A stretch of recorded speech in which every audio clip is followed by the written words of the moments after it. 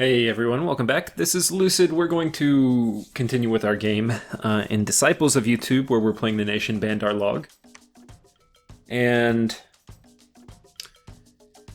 if you recall last episode, we had a pretty bad expansion, so let's see if we can turn this around. While we're struggling to expand, apparently someone else is... this is a pretender, claimed the Throne of War, so that's great. Let's go ahead and check out some battles here. So we are going to attack these Crystal Amazons. It's just archers now. Holy crap, that's loud. Our tigers are pretty good with killing archers. Unfortunately, I think we lost two tigers. You can see them right here, and they do not regenerate riders after the battle. Very unfortunate. So it is turn 6, and we only got one province, and that is not what you want to be doing. By turn 6, you want to be getting 2 provinces a turn. So we are doing pretty shitty. I don't know if we watched Marignan expand much with the knights. He kind of expanded... He didn't actually expand that well either, though he's doing much better than me. But this is the nice thing about playing MA Marignan, is they have these really nice Sacred Knights. They're going to be ridiculous, because they have pretty high defense once we get Body Ethereal. That combined with high protection, they'll be pretty much immune to normal troops. Because their defense won't erode as they get attacked. So, anyway. And they have a ton of attacks themselves. So with this Bless on +2 attack, like, they're going to hit almost every time. Yeah, it's pretty good. And we have Blood Surge too, so watch what happens to them after they kill somebody. Okay, so they're all Blood Surged. Now their stats are 16 defense, which is pretty damn good, 18 attack, which is pretty ridiculous, and then they're doing 21 damage a pop. Well, this was just for the charge, I think, and I think that's gone now. This one is still around, so it'd be cool if you got the lance for, yeah, so basically we have a 21 damage hit now and a 13 damage hit. This one's 20, they're both like 18, 19 attack, so that's really solid. And then really high defense, and then Reinvigoration 1 is quite nice. So anyway, once these guys get Body Ethereal, they're going to be kind of beastly, and yeah, it's good. What the frick? Why did this guy run? What a wimp. Oh, he got hit? Aw. Okay, so they got really lucky here. So he actually failed this expansion. That's really sad. We see Ulm. Ulm is in this really weird situation this game. He's got... I think he's the Pretender. But his partner is Ashdod, who has some of the nastiest... kind of blessed giants with quickness and blood surge. It's kind of ridiculous. But to take that, he had to take crappy scales, and you normally want to take really good scales as Ulm because they don't have sacred, so they can't really use a bless. So it's going to be interesting. Though I guess I'm not sure what he's planning on doing, but he could give. They get a really good unit later in the game called Iron Angels, and when he gets there, he could give Iron Angels Shrouds of the Saint, of the Battle Saint. And they would become blessed, which would be pretty cool. And then Marignan has another battle. That other expansion, by the way, was just unlucky. Yeah.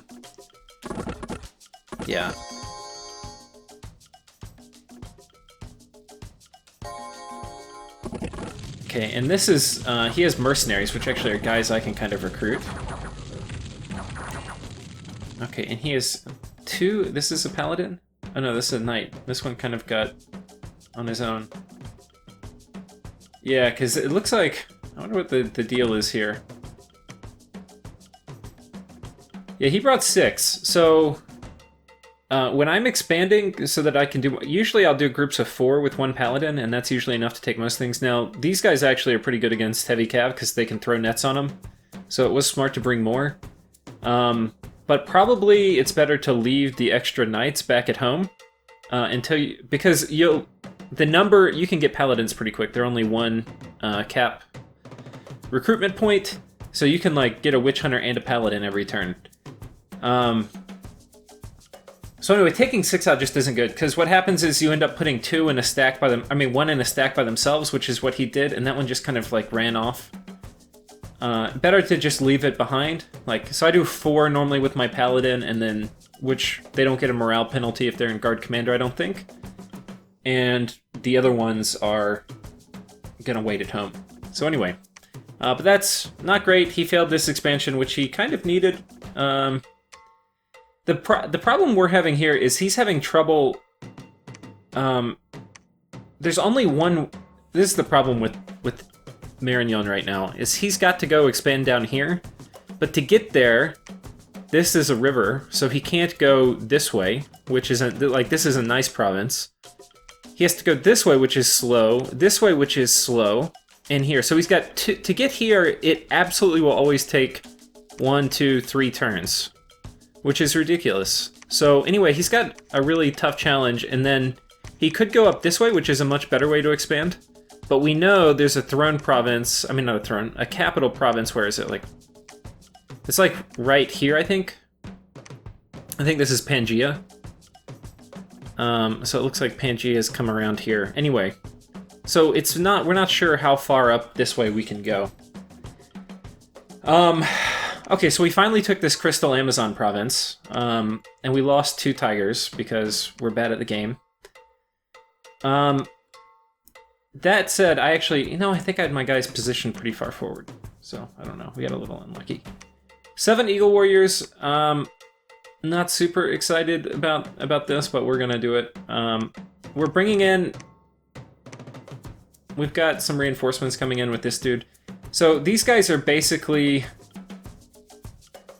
guys that had routed from a previous battle, and we're getting a real commander in here, so it's not my mages leading these guys around with really bad morale. And ideally I'd like to send this guy back home and research, but we can't because I can't put enough troops on one of these guys. So anyway, this is super inefficient because we're bringing all these guys to the fight, and really we just need this guy and this guy, so I'm wasting a mage turn. I also do not have enough to expand again, so we're only going to do 1 expansion, and the reason is because this is all I have, and I may be able to take this, but I would take pretty heavy losses, and I can't really afford to do that right now, after so many failed expansions. I probably could take this too. Yeah, like that might not have been a horrible idea. Yeah, so what I'm recruiting, I'm getting more Tiger Riders, I'm getting some of these guys, and I'm getting some Marcadas. The Marcadas I'm going to need because to fight these cavalry, which are here and here, you do not want to send, if you're playing Bandar, you do not want to send these guys in against heavy cav, and you don't want to send these guys in against heavy cav. Like, any of your troops are just going to die to heavy cav. So what you want to send in to absorb lance charges and then generally tie them up are a bunch of Marcata. So that is why we're recruiting them. Anyway, once we have them, we'll probably smash into one of the harder provinces next turn with this army, because next turn I'll have like 6 of these guys, like 20 Marcadas, and then like 10 Tiger Riders. Yeah, that'll be enough to take out one of these harder provinces.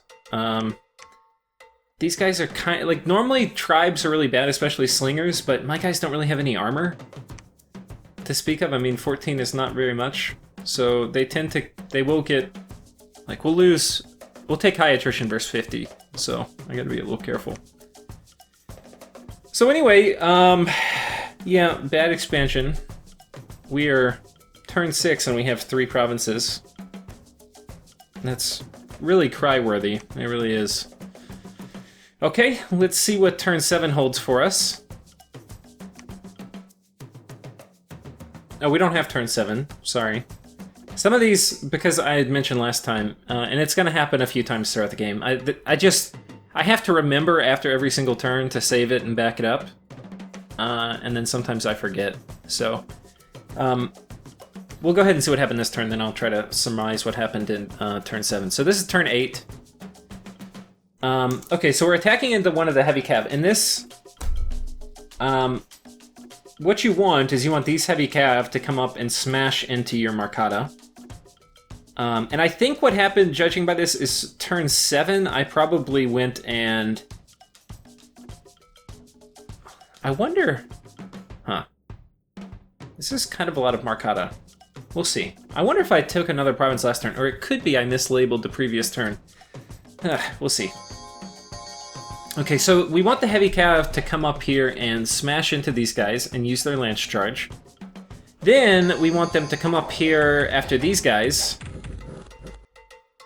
But they probably won't. I think these guys are going to hit them first. So I probably should have positioned these guys a little farther forward.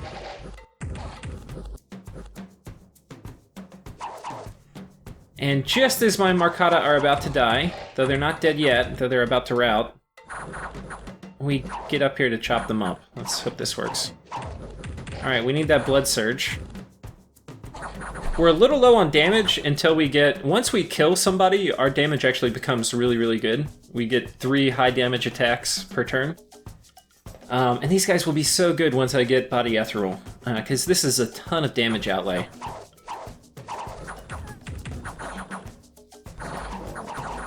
Anyway, you can see they chew through them. Yeah.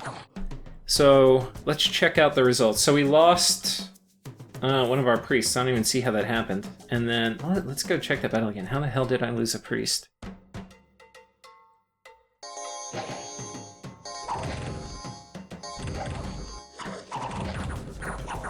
One of the problems with Holy Ones is they do the... Okay, here's what happened. These guys came in here and got in the back.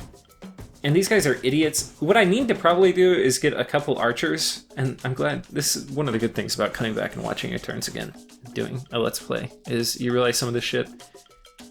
These guys run forward. I didn't actually notice this at the time, why I lost this one. Because they're essentially, even if you script them to casting spells, when they're Holy One, there's nothing they can do. Like, they can't spam Sermon of Courage. So they default to stay behind troops, which right here is putting them really at the same... It'd be nice if stay behind troops actually meant stay behind the troops, but it doesn't. What it means is, like, move forward until you get parallel with your last line of troops that haven't routed. So that's a problem. If we have, like, one archer squad in the back, that guy would fire and these guys would just stand next to him, which would be pretty good. So anyway, yeah, there he died. We got another battle here. So this is our second expansion. Okay, and we are now trying to... These are the little tribe warrior dudes that we were a little hesitant to take in the woods, but we'll see. This is going to be a little messy. I also do not have... This is kind of more than I thought, too. I thought they were probably like 30, and it's more like 50. Yeah, we'll see. This is pretty dangerous. I'm definitely going to lose some of these guys.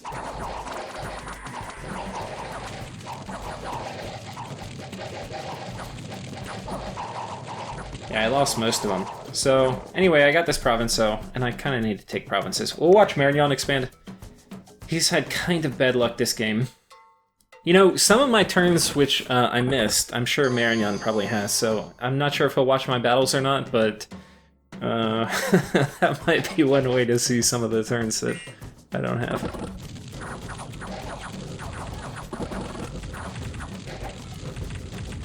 Okay. And that's pretty efficient. Now, honestly, you don't normally need... Like, that battle right here, these guys you could take with only your knights. You don't really need these. So, it probably would have been better... Let's go see where he was. That was right here. See, this is the problem. He just wasted a turn moving all these guys here. Now, he had to, because he wants to expand down this way. But, like, we're... you know, anyway, that's... some of the shittiness of this. I think if he takes only knights, he should be able to move from here to here, or from here to here. The problem is these aren't really good. You don't want to fight up against Ictids with only knights because they'll throw their nets on you and then kill you. Yeah. And these guys you're okay against. Heavy cav can kind of hurt you. You do want somebody to kind of eat the lance charges. You don't want your knights doing that. But, yeah, it's kind of rough. It's kind of rough. I'm not sure what I'd do. Because you could move here in one move from here with your knights, but I don't know you'd want to. You'd need at least 10. So that'd be like 2 squads of knights, anyway. And with 10 knights, you could probably take both these. So that might be what I would do, is like wait till I have 10 and then go smash into this and smash into that. But so far, he's doing good. He's doing better than I am, which is not to say very good. So it's a late fall, which normally you want to have like a big empire, and we have a very piddly, like 8 provinces here, and then I have even worse. I have 1, 2, 3, 4, 5, 6. Ugh, so bad. It's embarrassing. I think the next episode you'll see after this is really going to be like how Bandar log expansion should be. And I'm going to just speed play through the first year so you can see how you should expand. My big mistake was attacking this Crystal Amazon province, which I probably shouldn't have attacked. But then not only should I have not attacked it, but I also got super unlucky. Where my guy got mind burned, and they nailed both my commanders that I hid in my troops. And my troop positioning wasn't great. I could have done more to protect my commanders from the flying attack. So there were a lot of things I could have done differently. This was my main mistake, and that it doesn't seem like much, but losing your first expansion group that you're intending to have continue on is going to make you lose a whole province every turn. So like normally I would have had 1 more province for every turn, so I could easily be double my size if I didn't screw that up. Anyway, that's why it's important to practice. We're going to smash into here. Hopefully this will work. I've had to combine these guys because I don't want my Tiger Riders being alone or they'll fail morale checks en route. And this is really easy, so hopefully we can take it. You can see we're just trying to scrape up money. One of the things we can do when we're going to try to build a fort here next turn, so we're moving this scout here. One of the things we want to do is switch to White One production instead of Tiger Riders when we're trying to scrape together our first few forts. But for now, we want to expand. And the fastest way for us to expand is going to be with Tiger Riders. So that's basically it. We're going to be taking this shitty province and then this one. So we're at 2 per turn at least, which isn't mind-blowingly horrible. And we still haven't taken this, which actually is a pretty good province. It's really high resources and pretty good income. And we should be able to do that this turn. We're getting one of our leaders, the guys with 80 leadership, and he's going to lead a squad with this guy. And then we're also getting another creature, and then we're going to go run over here and take this stuff. And that is it. It is turn 8. So we're going to do 1 more turn this episode. So it will be about on time. Should be turn 9. Here we go. Turn 9. Let's see. So, whoops. Don't want to ruin the surprise. So Marignan is expanding. We're going to kind of fast forward through this. So he's been getting a lot of mercs, but this is one of the... This is overkill. But... he wasn't sure if Pangaea would attack, but this is way overkill. The other reason he's taking all these troops through here, there's no point even watching that. He's just going to crucify them. Is he needs to take all this, but if he takes it with only 1 army, it would take forever, and he doesn't know what's down here. So like this is pretty hard. This might be too much for 1 knight squad to take. So it's kind of good he has a bigger group, even though it was overkill for this province. He'll kill this. And then once this is killed, he can potentially split up into 2 groups and try to take this pretty quickly. He sent another knight squad up here, which is going to try to take one of these. This should be pretty... This is way easier than it was before. I don't know if Pangaea had a failed expansion here or not. Let's go watch my expansions. One of the things, too, I started putting my priest farther behind my tigers.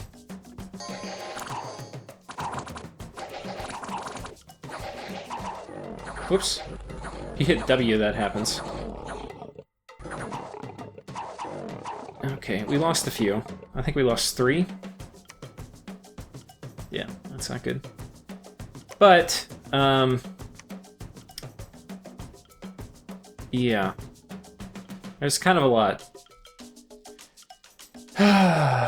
Yeah, I mean, tribes normally don't do much to you. I mean, let's go watch that battle again. Let's see if there's something I could have done better there. These guys might have been on attack rear, because I think what happened is... Yeah, they're on attack rear. What I wanted them to do is come up here and hit that, so I should have put them on attack closest. Yeah. Attack rear, you'll almost always win because you'll kill the stuff back here, but a lot of times it can mean your little meat shield gets beat up here. So really attack closest. I probably wouldn't have lost as many. But I think that otherwise the positioning was fine. So we're just pinging this throne province to see what's in here. He's got... this guy's kind of hilarious. It's a feeble-minded dude, so be careful when we take this. That's actually good to know. I think I was thinking later in the game about sending my god in. Don't want to do that. So you're gonna get a feeble-minded necklace. And then, yeah, nobody here is terribly scary. This isn't that scary. Nothing's that scary.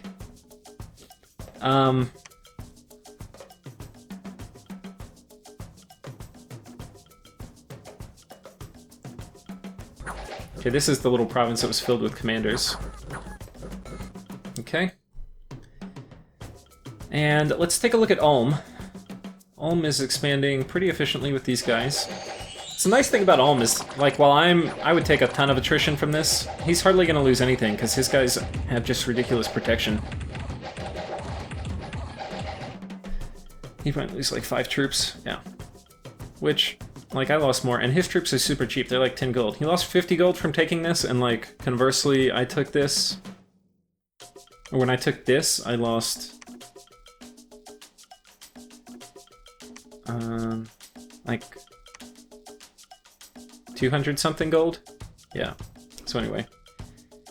Way less attrition from him than from me. But Bandar Log is not a nation of low attrition. They just aren't. But usually you want to expand more than this. Okay.